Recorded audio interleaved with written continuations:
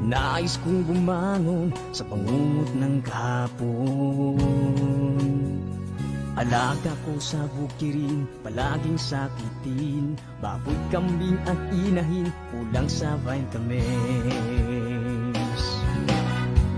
Ngunit buti na lang may King's Vita Plus. Complete essential vitamins, probiotics, minerals. Ilipagin ko ang hangganan ng langit upang ang tagumpay aking makakamit. King's Vita Plus, ang aking hari. Ngayon aking alaga ay laging healthy. King's Vita Plus ka na, King's Vita Plus ka na, King's Vita Plus ka na. Ilipanin ko ang hangganan ng langit upang ang tagumpay aking makakamit. King's Vita Plus, ang aking hari. Ngayon aking alaga ay laging healthy. King's Vita Plus ka na, King's Vita Plus ka na, King's Vita Plus ka na.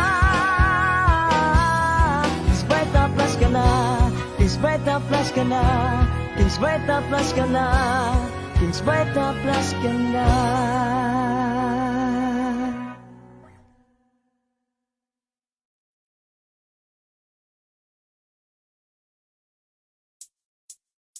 Pagkagising sa umaga, palaging tulala dahil sa sabungan ay talo na naman.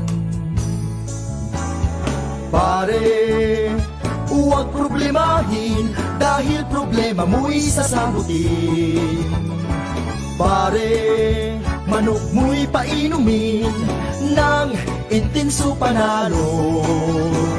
Manok mo'y agresibo, palaging panalo. Sa intenso panalo, ang manok mo'y walang talo. Subok at sigurado, tunay at garantisado. Sa intenso panalo, ang produktong makabago. Kaya't sa intenso na tayo, sa intenso panalo.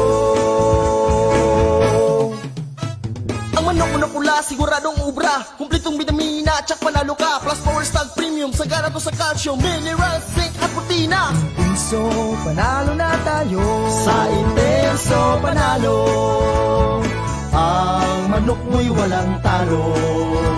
Subok at sigurado, tunay at garantisado.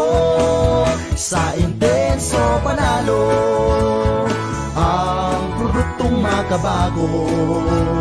Kaya't sa intenso na tayo, sa intenso panalo, sa intenso panalo. Labas nga impormasyon sa agrikultura, mga simpleng tips para sa mga mag-uuma. Yaman sa kaumahan, kikita ka na, aasenso ka pa. Sa programang AgriSenso, kauban si Inday Bajang o Clara Tita. Kini nga programa hatod kaninyo sa King's Vita Plus Animal Feed Supplement, Panamox Antibiotic Caplet ug Panamox Forte ug sa Intenso Premium, Intenso Power Stag ug Intenso Plus.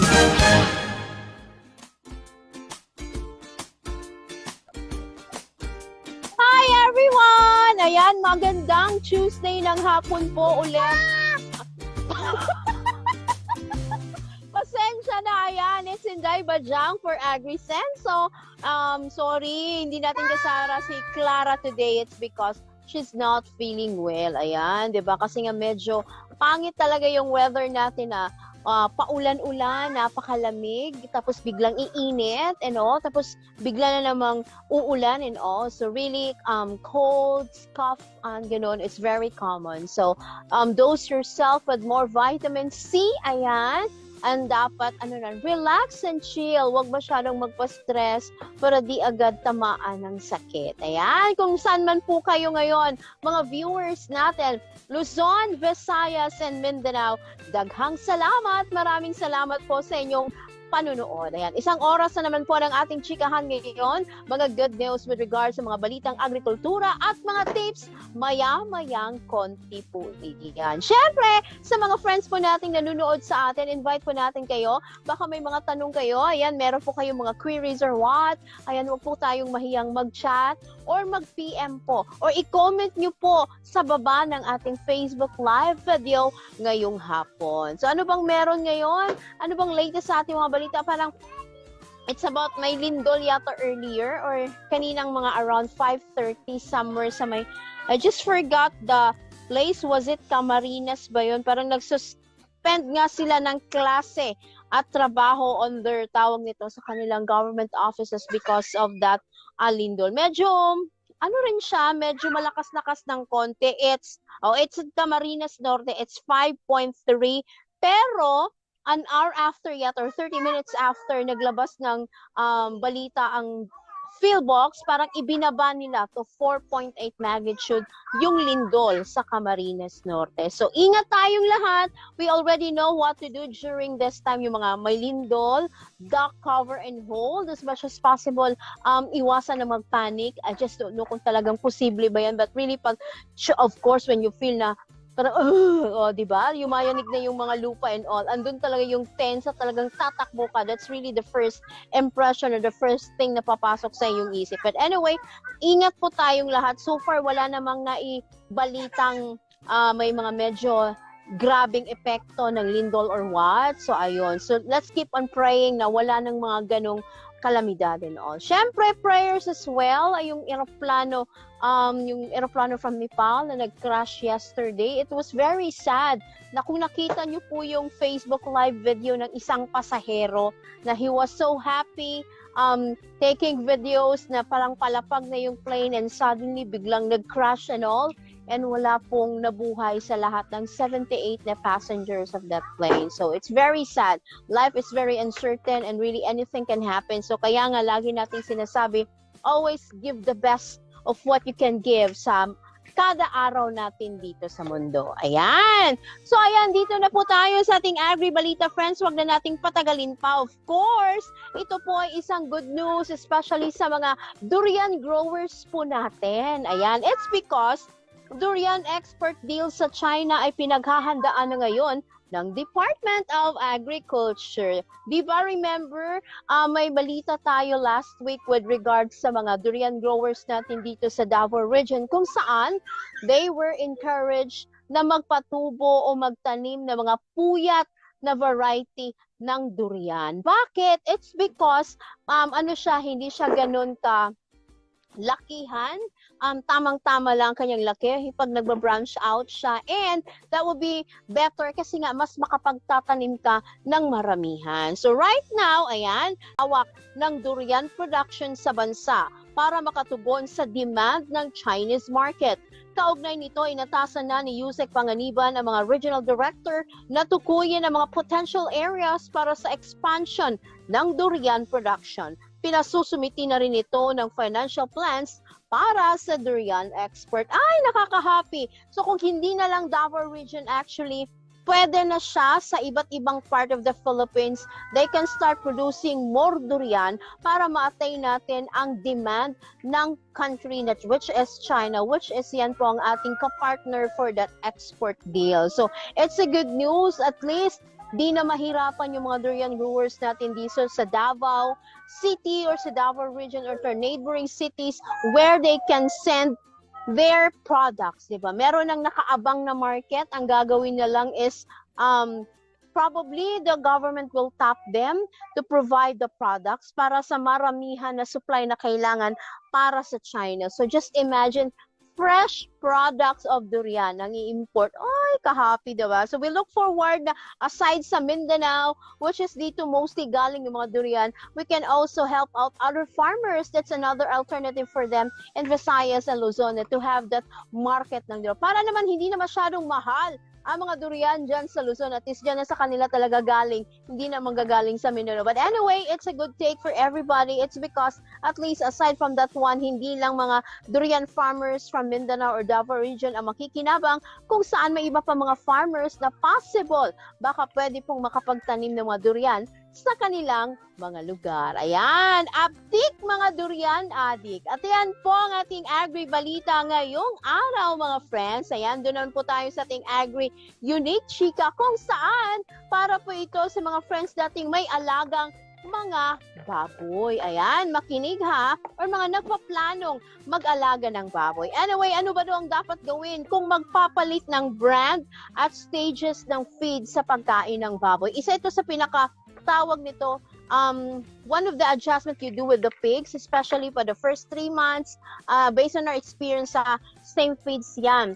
Pero pagdating niya sa medyo tumaas na yung kanyang edad, magpapalit ng feeds, which is hindi siya abrupt dapat. It should take a process or a step. Ayan.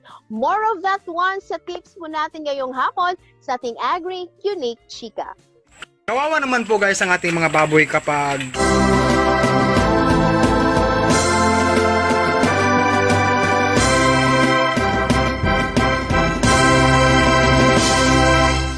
King's VitaPlus Animal Feed Supplement.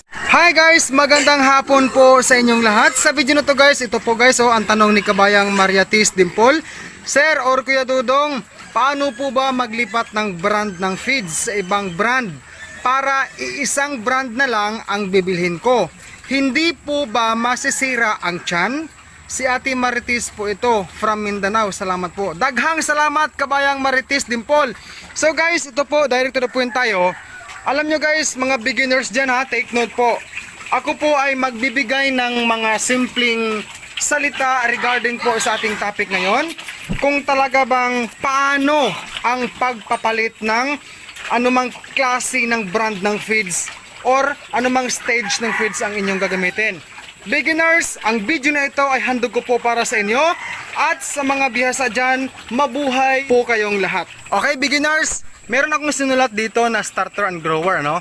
Ito guys, nagawa ko na po ito at nasabi ko na po ito sa ibang video ko, pero gusto ko lang pong ulitin dahil para po hindi na po kayo mahirapan, ano? Okay? Assuming yung starter at grower ang aking sinulat, assuming yan po ay magkakaibang brand ng feeds. Sa unang araw guys, maglagay ka o maghanda ka ng 3/4 kilo na starter at haluan mo siya ng 1/4 kilo na grower. Second day po, 1/2 kilo na starter, haluan mo siya ng 1/2 kilo also na grower. Pangatlong araw po, 3/4 kilo of starter at 1/4 kilo of grower. Ang pang-apat na araw po, naglagay ako dyan ng word na none. Ibig sabihin sa starter po, wala ka na pong ihahalo na feeds sa pang-apat na araw, kundi puro na po 1 kilo lahat sa grower. Yan po ay simple transition sa pagpapalit ng feeds. Kuya Dodong, hindi po ba magtatae ang baboy kapag biglaan kong pinapakain ng bagong brand ng feeds or bagong stage ng feeds? Alam nyo mga beginners, tandaan nyo po ito. Kaya po ako gumawa ng simple transition sa pagpapalit ng feeds or brand ng feeds. Kung gusto mo lang guys, no? Kung nais mo lang magpapalit ng ibang klase ng feeds or ibang stage ng feeds or even sa mixed feeding, kailangan po mga beginners, we must do ang transition po process. Huwag po guys bigla-biglaan. Kasi pag biglaan po ay talagang may tendency po guys, 90% yan ang baboy, magtatae yan guys. Bakit Kuya Dodong? Kasi nga ang kanilang guys, ang kanilang sikmura talagang mabigla guys. Pati po ang kanilang bibig, ang baba nila, ang kanilang sense of yung panlasa, no? Maninibago ho sila. So, yan mga beginners, tandaan po ninyo, always do yung transition process po na akin pong isinishare sa inyo ngayon, no? Kahit sa mixed feeding, halimbawa, kayo po mga beginners ay nagpakain ng pure feeds. Tapos pagdating ng 2 months halimbawa ng baboy nyo, gusto nyo mag mixed feeding. So halimbawa, rice bran, mais, o ano pa mang mga sangkap na nais po ninyong ihalo sa mixed feeding, mag-apply ka guys ng transition process. Huwag pong biglaan mga kababayan kung baguhan pa lang sa pag-alaga ng baboy, ano? So, mahalaga po yan. Kahit na ganito lang po ang aking mga sinasabi ngayon, handog ko po ang video para po sa mga baguhan dahil gusto ko lang po kayong matulungan mga kababayan kung baguhan pa lang, no? Lalo na din po sa mga OFW na ating mga kababayan na nagbabanat buto, nagsusumikap, nagtsatsaga, nagpupuyat, lahat ng paghihirap ay ginawa para lang makapag-impok or makapag-ipon ng pera. At kung ang pag-alaga ng baboy ay isa po sa mga pipiliin yung negosyo someday, ang video na ito tungkol sa transition process ay, or speaking of pagpapalit ng feeds, ay mahalaga po para sa ating mga baboy. Kawawa naman po guys ang ating mga baboy kapag bigla-biglaan po ang ating ginagawang pagpapalit ng feeds. Kasi danas ko na po noon guys na ang ating mga pagkakamali tulad ng pagbiglang pagpalit ng feeds ay talagang hindi masyado kumakain guys ang baboy. Merong mga baboy na naninibago, kumakain siya pero talagang umiiwas po siya kaagad kasi nga naninibago po siya. Then kinabukasan guys, alam nyo guys, basta po sobra ang kanyang dumi, no? Pasintabi lang po sa mga kumakain dyan, no? Basa po. Sabi ko, bakit kaya ganitong nangyari? So later on, alaman ko or akin pong natuklasan na hindi pala maganda yung ganong klaseng ginagawa natin sa ating mga baboy na hindi tayo magdahan-dahan sa pagpapalit ng feeds, no? So kailangan po talaga mga kababayan, beginners dyan, slowly lang po ang pagpapalit ng feeds. Shoutout po kina Raymond Titong, Anak Dagat, Ildi Plaza, Armando Rivera, Brian Silucia, Eric Mixed Vlog YouTube channel at kay Richard Sanaw. Shout out po sa inyo. So guys, hindi na po ako magtatagal. Ako po si Dudong Villaran. Maraming salamat po for watching this video. Sa mga hindi pa ako nag-subscribe, kindly don't forget to like and subscribe this video and click also the bell ring para po updated ka sa aking mga bagong upload tungkol po sa mga simple show sa pagbababoy. God bless po guys sa ating lahat. Ayan, pagkano ang score? O, diba? Maraming salamat, Sir Dodong. Yes, tumpak. That is very right. Sa mga nagpaplano pong mag-alaga ng baboy, yung change of feeds, as I've said earlier, is a process. So, hindi dapat biglaan. It's because for you to avoid diarrhea or magka-problema, something is wrong with the poop of your pig. Ang mga video tutorials sa net, meron na siya actually, meron na nga actually mga detailed in words na mababasa mo on the Google about sa paano bang ang saktong pag-aalaga ng baboy. Of course, to make sure na pag nag-alaga ka, talagang healthy sila and all. As we all know, maraming mga problema sa pagbababoy right now, especially ASF. So, dapat kung ang yung area mo is somehow hindi pa cleared with ASF, so hindi ka pa allowed na mag-alaga ng baboy, okay? So, dapat siguro you have to wait muna for the go signal of your LGUs or the DA itself, kung safe na ba na pwedeng mag-alaga ng baboy. But for those areas, ayan, na pwede na, ayan, learn first before you proceed, and somehow, tawag nito is, let's take it something you enjoy. Napaka-cute alagaan ng baboy, diba? So, yun lang talaga you have to consider sa mga feeds. But then, there are really more alternatives para pa hindi kayo masyadong mamahalan sa inyong gastusin. Okay? Ayan. Maraming salamat sa iyo, Sir Dong. And syempre pa, more tips pa po para sa inyong lahat. Of course, recap na natin or review natin, i-replay natin yung mga naging usapan natin before with Pulumulok Native Chicken sa mga friends po nating may mga alagang manok. So, syempre, ano nga ba mga paraan para di tamaan ng peste ang inyong mga manukan? So, kung meron kayong mga alaga, medyo gulong-gulo na ang inyong mga isipan, bakit ganito, ginawa ko na ang lahat, ano pa kayong pwedeng gawin? Ayan, ay huwag po kayong mag-alala. Yan po ang ating tips ngayong hapon. Roll VTR. Mayan, magandang hapon ngayon sa mga ka-agrisenso natin, no, at mga ka-native natin na mga nanonood. At yung topic natin ngayon ay napaka-importante, lalong-lalo na sa mga nagsisimula. No? Itong topic po natin ay para maiwasan yung peste sa pagmamanok. Yung iba ayaw po magmanok dahil sa peste, no, or aratay. Kasi ito'y ilang decade na, no, na talagang sinasabi ng mga farmers na kapag inatake ng aratay ang inyong manukan, posible pong magkaubos. Which is totoo talaga kapag meron pong aratay sa lugar nyo, kaya pong ubusin yung manok nyo for how many hours lang or how many days. Hindi po aabot ng isang linggo yan, uubusin talaga yung inyong mga manok. So itong aratay po na ito ay syempre nanggaling po yan sa simpleng sakit lang at lumala ng lumala at naging bird flu or avian flu. No? At minsan merong lumalabas na bird flu sa mga lugar-lugar, no? At talagang nagda-lockdown sa kanilang area. So hindi pwede makalabas ng manok, and yan din po yung yung isang dahilan kung bakit nag-stop yung easy, no? Easy na transaction para sa pag-ship ng manok. Kasi yung iba galing dun sa ibang area, mayroong bird flu, tapos pumunta sa ibang lugar, yan, damay-damay na. Itong itong sakit ng manok ay nakukuha yan kapag yung mga breeders or farmers hindi po responsable sa pag-aalaga ng manok. So kapag nakita po nila na yung manok nila may sakit, hinayaan lang. So kapag lumala, talagang yan, magiging pandemic sa mga manok natin. At pwedeng lumala, no, at damay-damay na. At yung sinasabi ng iba na kapag nag-immune yung kapitbahay nila or merong poultry sa malapit sa kanilang lugar, kapag nag-inject or nag-immune ng vaccine yung kanilang kapitbahay or yung malapit sa kanilang poultry, ay mamamatay daw yung kanilang mga manok. Yan, totoo ba ito, no? Based on my experience at based sa experience ng iba, hindi po yan totoo. Yan. Kasi dati ako, talagang yung first na vaccine ko, no? Tinira ko lahat ng manok ko at yung kapitbahay, hindi siya nagpa-vaccine. Wala pong nangyari sa kanyang mga manok. And yung mga manok ko naman, wala din pong nangyari. No? Kahit yung mga bagong sisiw, no, binakunahan ko rin. Yung ginagamit ko palang bakuna is isa lang po, which is yung Lasota plus IB. Yan. NCD Lasota plus IB. Yung meaning ng NCD is Newcastle's disease at yung IB naman is infectious bronchitis. Yan. Mas maganda kapag meron na pong ganun nung infectious bronchitis para isahan na lang yung bakuna ng Lasota.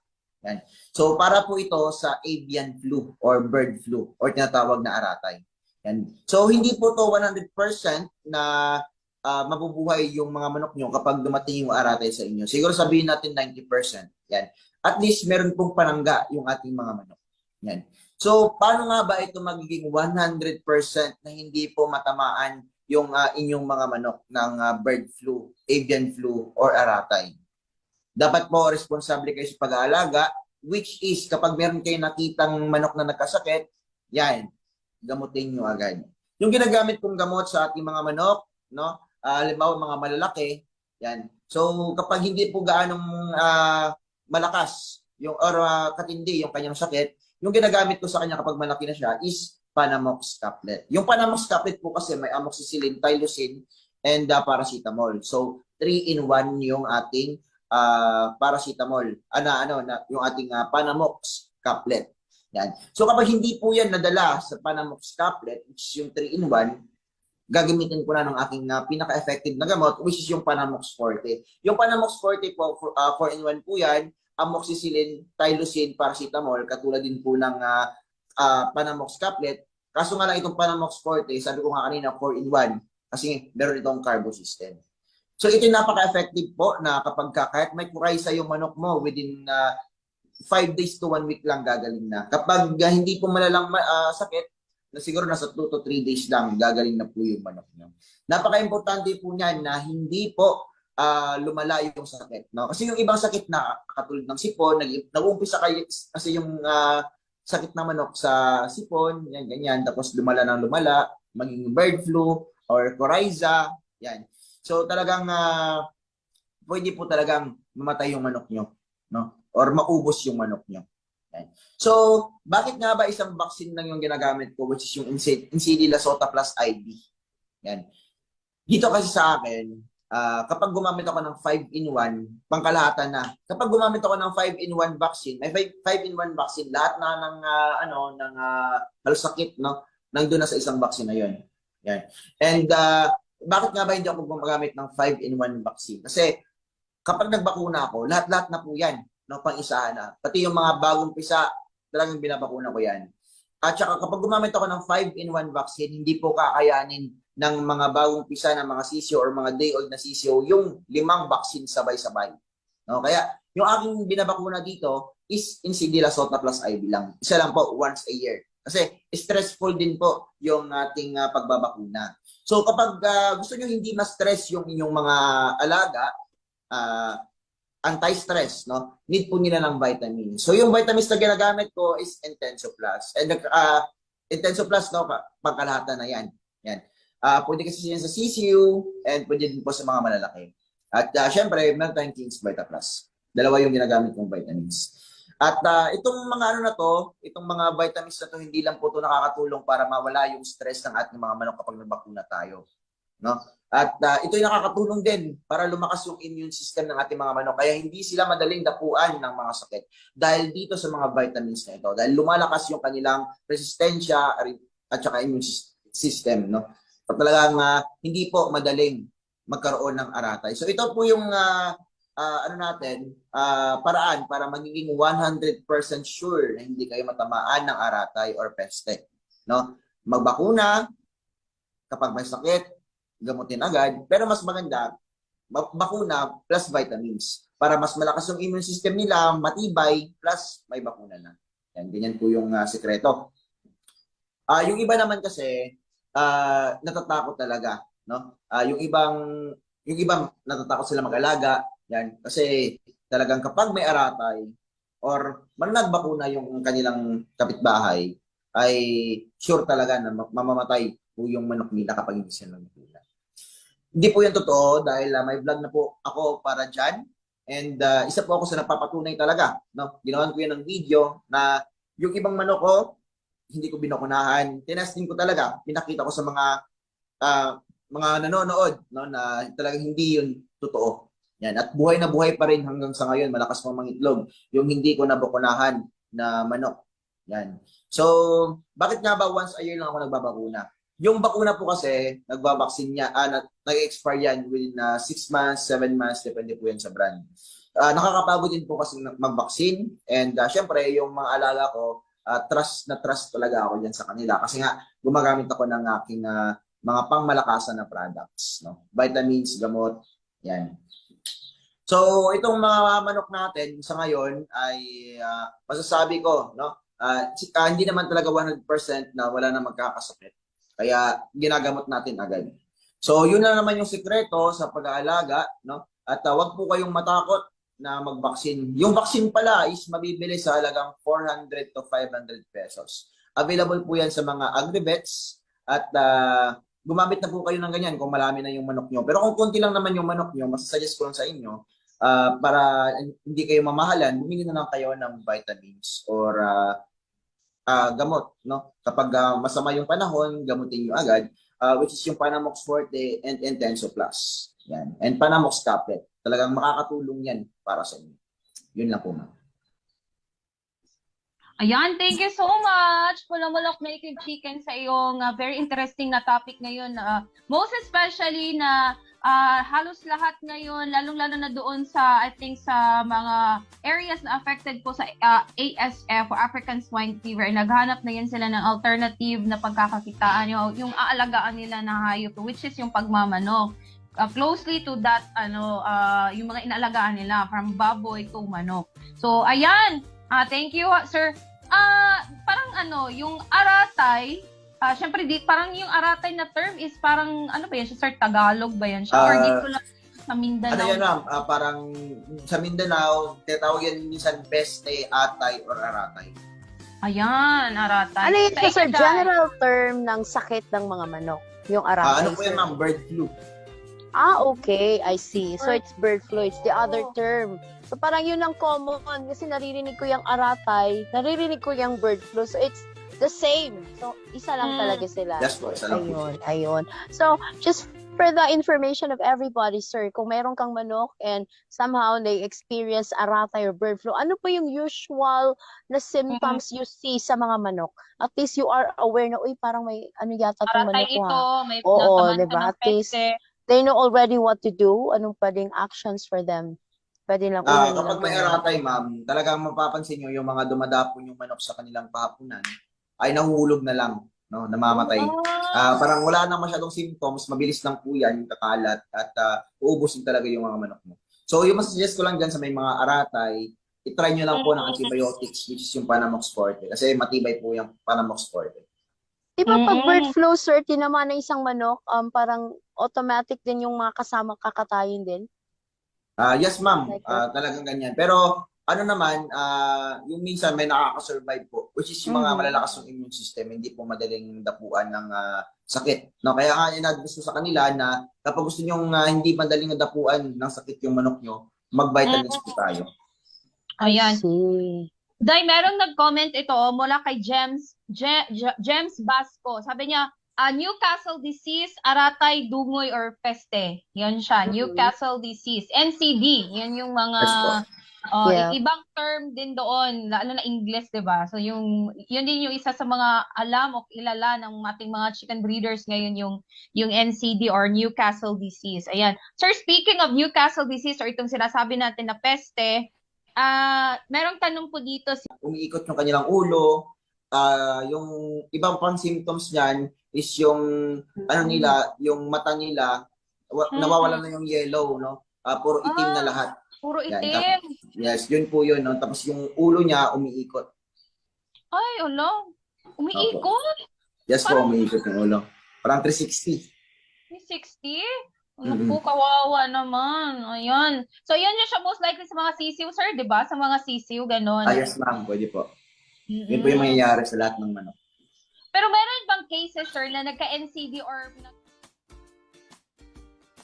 Ayun! So, nagpunta si Inday Badyang, ba't nag-walk out? I think that was the time na inatake po ako ng bonggang ubo. But anyway, thank you, Sir Pulumulok Native Chicken. O, di ba? Maraming salamat po. Yan po yung ating napag-usama, I think 2 or 3 weeks ago, in which paano nga ba to maintain a healthy environment para sa inyong mga manukan. So, pinakauna po talaga ang cleanliness. Yan ang pinaka-importante. Lagi po yung binabalik-balikan sa pag-discuss ng mga guest speakers natin na to maintain cleanliness sa inyong area, linisin yung mga kulungan. If meron kayong kulungan, walisin yung mga anything na pwedeng mga dumi na makain ng inyong mga manok and all, in which you can use water, you can use sabon, pwede kayong gumamit ng mga disinfectant for that. Talagang kinaro natin yan sa kanila, diba? Anong pwedeng gamitin sa paglilinis. And, of course, make sure na naka-vaccine ang inyong mga manok. Ayan, syempre, to avoid the different kind of illness na meron sa mga manok sa ngayon. So, meron tayong mga bird flu and etc. Actually, nung nagre-research pa tayo ng mga sakit-sakit ng manok, sobra ang daming klase-klaseng sakit ng manok in which may mga sakit na lumalabas pag at the early stage pa lang, yung chick pa lang sila or on the certain area. And syempre, as a breeder, that's a big headache. Kasi nga, every chick na tawag itong pinisa ng iyong mga tawag itong iyong mga manok that's money already. Pero syempre, hindi talaga 100% sure yan siya na perfect. Meron talaga na iba na parang this one is not good kasi hindi healthy. Hindi pwedeng ibenta or it will not take long yung kanyang weights because hindi siya maganda na klase. So yun nga, yung kalinisan, the vaccine for your mga manok, of course, the feed supplement, at saka yung mga gamot nila, dapat always ready kayo for that one. Huwag yung kalimutan na bigyan sila ng mga saktong supplemento, such as King's Vita Plus Animal Feed Supplement. Kung may mga sakit-sakit, ayan, we have Panamox Forte and Panamox antibiotic caplet in which pwede nyo pong gamitin kung may mga sakit na po ang inyong mga manok. Actually, maraming mga concerns na madala dyan. Hindi lang siya the typical sipon or what, mga halak and also at least it's an antibiotic, one of the great antibiotics in the market right now sa mga sakit-sakit po na nararanasan ng ating mga inaalagaang manok. So, as a breeder, dapat always ready ka and actually, aside from that one, mamili ng magandang klase ng manok. So, kung medyo hindi pa kayo sure ano kayang magandang breed, ayan, pwede nyo actually ma-PM ang ating mga tao nito. Sila Pulumulok Native Chicken, si Manok Tambayan, pwede nyo maitanong, they're very sensational or talagang nagre-reply sila sa mga followers nila on their Facebook pages. Ayan, talagang sinasagot nila yung mga questions ng kanilang followers kung actually daily silang nagbibigay ng mga tips sa inyo on what to do, mga saktong pag-aalaga sa inyong mga manok, ano ang mga buy-in, tawag ito, pwede kayong kumita, ayan, diba? Aside sa inyong pagbebenta ng manok sa mga itlog, ano pa kayang pwedeng gawin para magka-income ka with the use of your mga inaalagaang manok. So it's a good take for those who are considering na magtawag nito, mag-put up ng farm or chicken farm soon or maybe for this year 2023, diba? So yun ha, yan talaga yung sinasabi natin, wag pa dalos-dalos, planuhin kung meron kayong planong magnegosyo ng mga manukan and all. Of course, dapat always sure, dapat ready spiritually, di ba? Physically, mentally, emotionally, everything. Dapat handa ka na for that aspect. Ayan! So, ayun tayo. With regards pala sa mga produktong ating napag-usapan earlier, ayan, dito tayo ha, mabibili nyo po iyan. Mag-shoutout muna tayo sa ating tawag na to, Agrivet partner dyan po sa Quirino. Dyan po sa Difun or Difun Quirino. Ayan, mabibili po ang ating produkto. King's Vita Plus, Panamox, Antibiotic Kaplan, and Worms to Go and King's Vita Plus, JMB.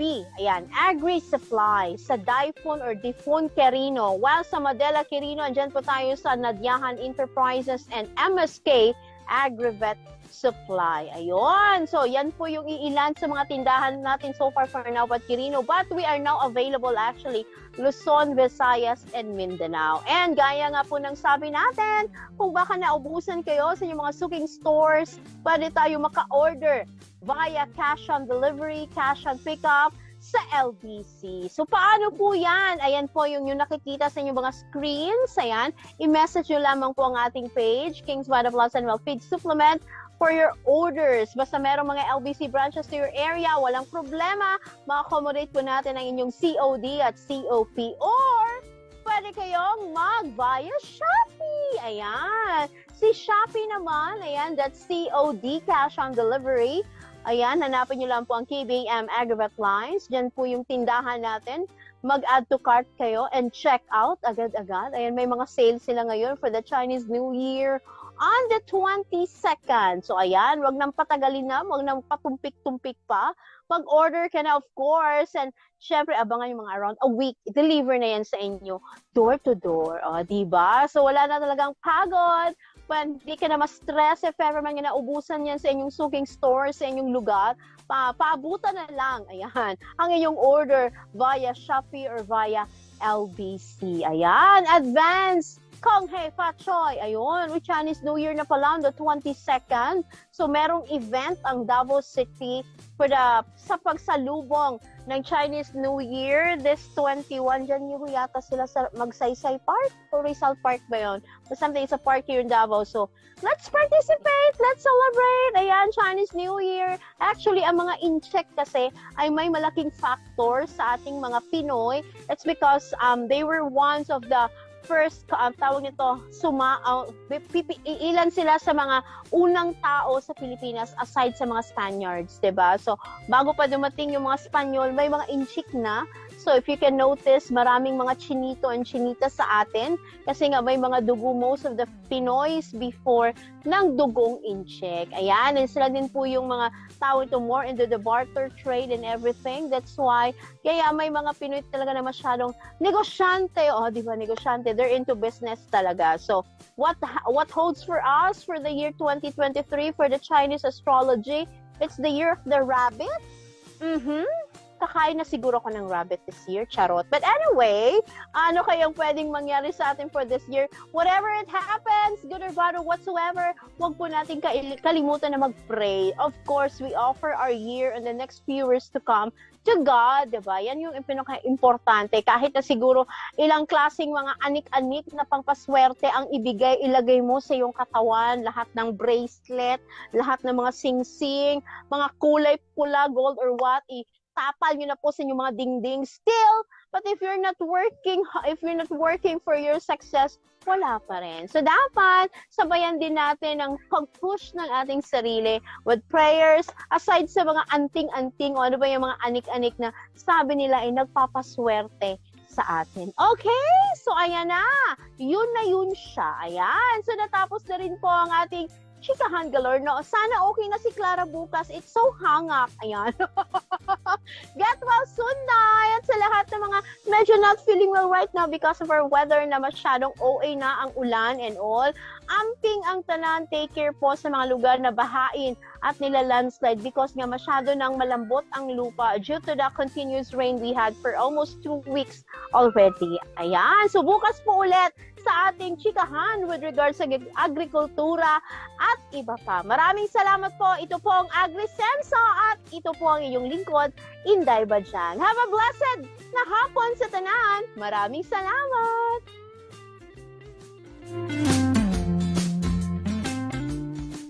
Nga impormasyon sa agrikultura, mga simpleng tips para sa mga mag-uuma, yaman sa kaumahan, kikita ka na, aasenso ka pa.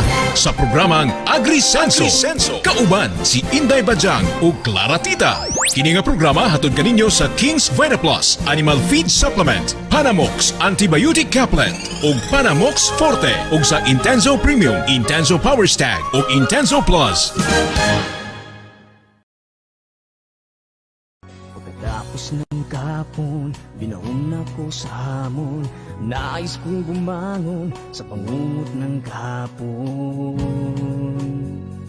Alaga ko sa bukirin, palaging sakitin. Baboy, kambing at inahin, kulang sa vitamins.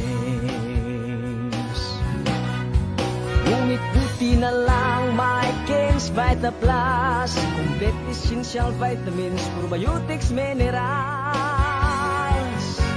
Ilipanin ko ang hangganan ng langit upang ang tagumpay aking makakamit. King's Vita Plus, ang aking hari. Ngayon aking alaga ay laging healthy. King's Vita Plus ka na, King's Vita Plus ka na, King's Vita Plus ka na. Ilipanin ko ang hangganan ng langit upang ang tagumpay aking makakamit. King's Vita Plus, ang aking hari. Ngayon aking alaga ay laging healthy. King's Vita Plus ka na, King's Vita Plus ka na, King's Vita Plus ka na. King's Vita Plus ka na, King's Vita Plus ka na, King's Vita Plus ka na, King's Vita Plus ka na.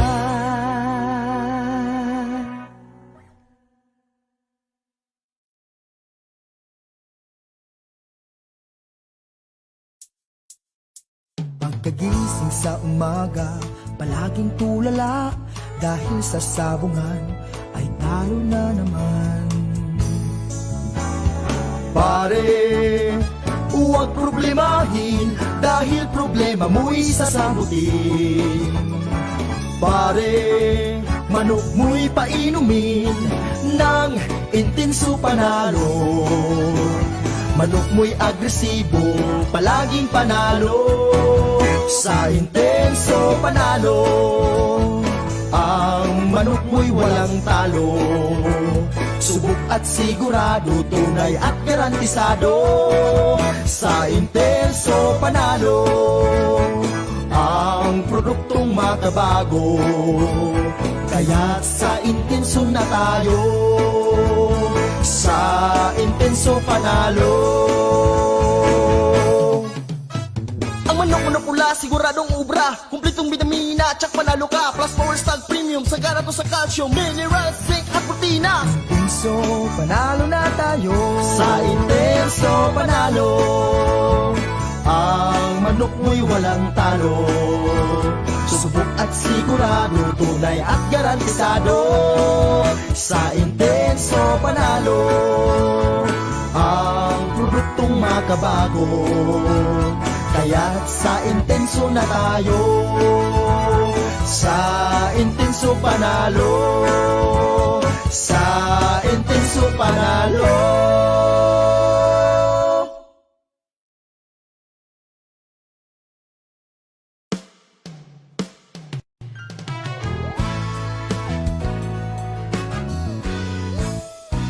Sinisipon, nilalagnat na naman ang alaga ko, ang manok kong kasama, gabi't umaga. Buti na lang may panamos, gumaling agad aking manok. Unti-unting bumabalik itong aking ngiti. Sa Panamox Forte, ang manok ko'y bumuti. Sa Forte at Kaplet, kantabay ko lagi. Tumatamlay, humihina ang aking alaga. Paano na kaya? Anong magagawa? Buti na lang may Panamox, gumaling agad aking manok. Unti-unting bumabalik itong aking ngiti. Sa Panamox Forte, ang manok ko'y bumuti. Sa Forte at Kaplet, kantabay ko lagi. Buti na lang may Panamox, gumaling agad aking manok. Unti-unting bumabalik itong aking ngiti. Sa Panamox Forte, ang manok ko'y bumuti. Sa Forte at Kaplet, kantabay ko lagi.